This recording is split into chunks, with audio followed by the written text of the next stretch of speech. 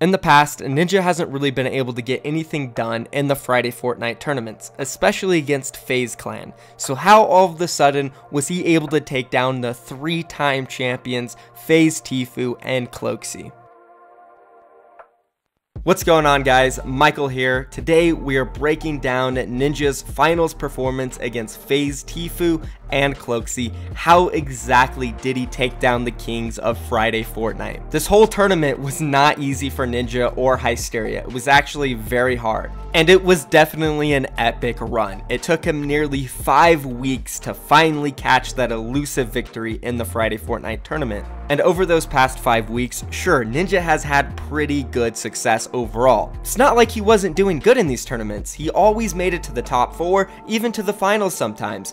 But for some reason, he just couldn't get over that hump against the really strong teams like TSM, like FaZe. And this was due to many reasons. Sometimes it was because his teammate wasn't all that good and it seemed like he was lacking behind all the other players in the lobby. Now, I'm not saying King Richard isn't a great player. He sure is. But in some of these tournaments that he played with Ninja, he died early on a lot, and this definitely cost his team. But it wasn't always just because of Ninja's teammate. Sometimes it was because of him. He was making brash decisions that didn't make all that much sense. I don't know if this was because of his nerves, but for some reason it just seemed like he wasn't making the right rotations, and especially early game, he wasn't dropping at the right spots considering the score of the game. So to really get into this, I think it's best to start off by talking about why Cloakzy and Tfue have been so successful overall in Friday Fortnite tournaments. They've been the best performing team. They have won 3 times out of the 7 times they've played. They're the only team to win more than once, and they're always going extremely deep. Now, the reasons why they're able to do this every single week is actually fairly simple. It comes down to a few things. Let's first talk about where they drop and rotations. If you've ever tuned into Tfue or Cloakzy stream when they're playing these tournaments, they're always looking at the bus early on. They want to see how many players are dropping out early and what towns they might be going to. This is so they know where people are going to be in the game once they get, 5-10 minutes in. Once they identify where a lot of the teams are, they will pick where they want to initially drop. Usually it will be a Shifty or Salty Springs drop. Salty Springs is a little bit more aggressive. You can usually assume that there will be multiple teams there, or at least one. Shifty is a little bit more safe. You can typically guarantee you can get a house for yourself or a little looting spot, get a gun, and then either kill the team that lands there or directly rotate to Tilted and get a bunch of kills. So those are the 2 landing spots that you typically see the FaZe guys going to. And as I mentioned a little bit before, the rotations is what really matters. They have to know where to move around the map in order to get the most kills. This is where you can kind of control the RNG aspect of these Battle Royale Friday Fortnite tournaments. If you can somewhat guess where other squads are going to land based on the positioning of the bus and how many people dropped early on, you can typically have an advantage on the other duo if they're not paying attention to those things. And you'd actually be surprised with how many teams in the Friday Fortnite tournaments aren't doing these tactics still. So now that we've talked about landing positions and rotations, let's talk about the next thing, which is honestly even more simple than the first reason. They're just damn good. Tfue can split off by himself and go body teams 1v4, even 2 teams 1v8, and the same thing goes for Cloakzy. But that's not the full reason why they are good, guys. It also has to do with their decision making. We have other players in this tournament like Nick Mercs, Cypher PK, Hamlin's Daquan, who are really good at 1v4ing and killing a bunch of teams. What I think the difference is between those guys and the FaZe guys is their decision making and timing on these fights. Yes, Tfue is pretty damn aggressive, but he does know when he can't take a fight, and even more so for Cloakzy, he is very methodical and he knows where to position himself and when to go in to guarantee that he won't die, especially when him and Tfue split off with each other. Of course, you can't always play fights methodically, especially when you're down kills. You just have to go straight in, but that's why FaZe has been so successful. They are usually never down kills because of their smart early gameplay that allows them to pick up kills off of their first rotation. Overall, Tfue and Cloakzy might not be the best at getting kills, but they are definitely the best when it comes to combining killing and smartness. Looking at a player like Nick Mercs, who will usually go Tilted.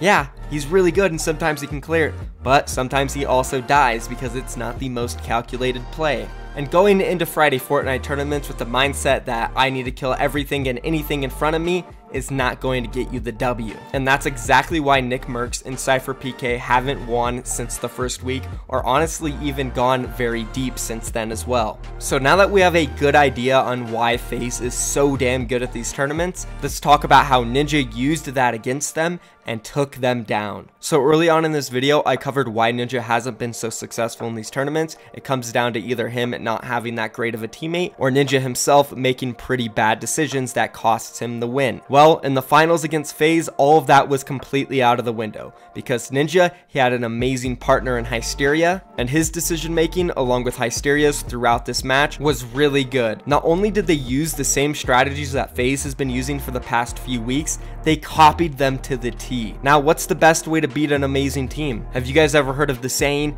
if you can't beat them, join them? Well, that's exactly what Ninja and Hysteria did. 3 out of the 4 games that were played in the finals, Ninja and Hysteria dropped that Shifty Shades. And 3 out of those 4 times, so did the FaZe guys. This was already something that the FaZe guys weren't used to. Another team using their same drop strategy, along with their same rotations and splitting off. I think this definitely threw the FaZe guys off, and they ended up not following the rotations that they usually do. And this led to the FaZe guys having less kills than they normally do at this point in the game. And this caused them to panic. They went for over-aggressive plays. We saw Cloakzy die trying to force a 1v4 where he clearly didn't have the resources to win, as well as Tfue, multiple games where he died, playing extremely aggressive, trying to catch up in kills. Sure, as I mentioned earlier, RNG does have a factor in this game. And yes, Ninja and Hysteria definitely had more people run in front of them, and this allowed them to get more kills. But that's only a very small reason as to why the FaZe guys lost. They were thrown off their games. They were making bad decisions because they weren't used to being down early on. And instead of Ninja being the guy this week making brash decisions and losing, it was Tfue and Cloakzy. And if for some reason you guys don't believe me, just watch this play right here. What you see right now is Tfue standing on top of Trump Tower, over aggressively going for kills extremely early on in the game because they're down 6 kills and this is the last match. I think everyone here can agree that this is not a smart decision, because when they were in the bus, they were scouting how many teams dropped early on and barely any did, so they knew Tilted was going to be packed. Especially when they said multiple times when they were flying into Tilted that there was going to be a ton of teams. This play right here is the exact same play that players like Nick Mercs, Cypher PK, Hamlin's Myth end up making, and is exactly why they usually lose. And this is exactly why I say the FaZe guys were thrown off their game from the decisions that Hysteria and Ninja were making, because FaZe literally never makes this type of play. I've watched almost every single match they've played in Friday Fortnite, and they usually never go tilted, let alone put themselves in a position where they're exposed from the entire town. Usually what FaZe would do in this situation is drop Salty Springs. Yes, an aggressive drop, but not nearly as aggressive as a tilted one. And this was definitely a tilted decision.